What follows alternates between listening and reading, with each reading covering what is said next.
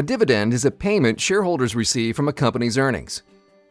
When a company is profitable, management can choose to reinvest profits to help grow the business or distribute those profits to shareholders in the form of dividends.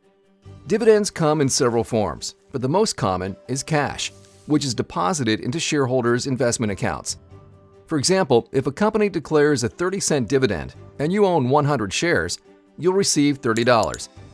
Typically, mature companies with strong cash flows are more likely to pay dividends. Many investors seek the income associated with dividends and often view them as a sign of strength and positive expectations for future earnings. Companies often pay dividends quarterly.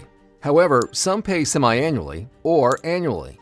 Keep in mind, companies aren't obligated to pay a dividend and can reduce or stop paying it at any time. You should also be aware that simply owning a stock on the day its dividend is paid doesn't necessarily mean you'll receive the dividend. You must be a shareholder earlier on what's called the record date. There is a cutoff prior to the record date called the ex-dividend date. Those who buy the stock on or after the ex-dividend date are not eligible to receive the upcoming dividend.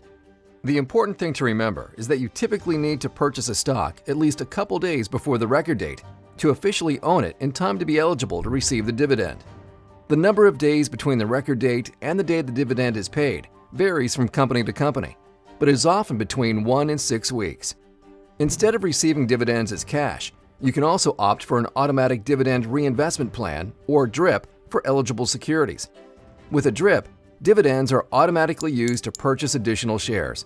This allows investors to accumulate more shares over time and can potentially compound returns, but also increases portfolio risk. Some investors specifically seek out and invest in dividend-paying stocks. Dividend stocks can provide income and potentially enhance a portfolio's overall returns. Since 1926, the U.S. economy has undergone many bull and bear market cycles. However, the income return received from dividends has been relatively consistent during this time period. Investors can measure the percentage return from dividend income using dividend yield. Yield is the percent return of an asset paid over 1 year. For dividend stocks, the yield is the sum of the last 4 quarterly dividends divided by the price of the stock multiplied by 100. Let's look at an example.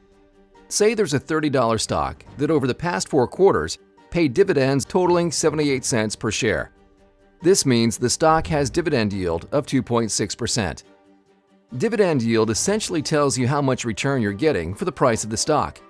It also allows you to compare the dividends of stocks with different prices, as well as other interest-bearing securities like bonds or CDs. Many investors look for consistent and growing dividends over time as an indication of company health and likelihood of paying future dividends. Although dividend stocks have many benefits, they do have some unique risks. Because they're often considered an alternative to interest-paying securities, dividend stocks are vulnerable to changes in interest rates.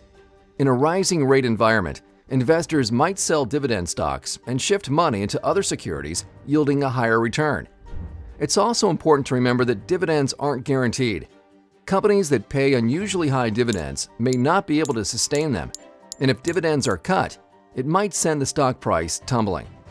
Despite these risks, dividend-paying stocks tend to provide income while still allowing for the potential of stock price appreciation.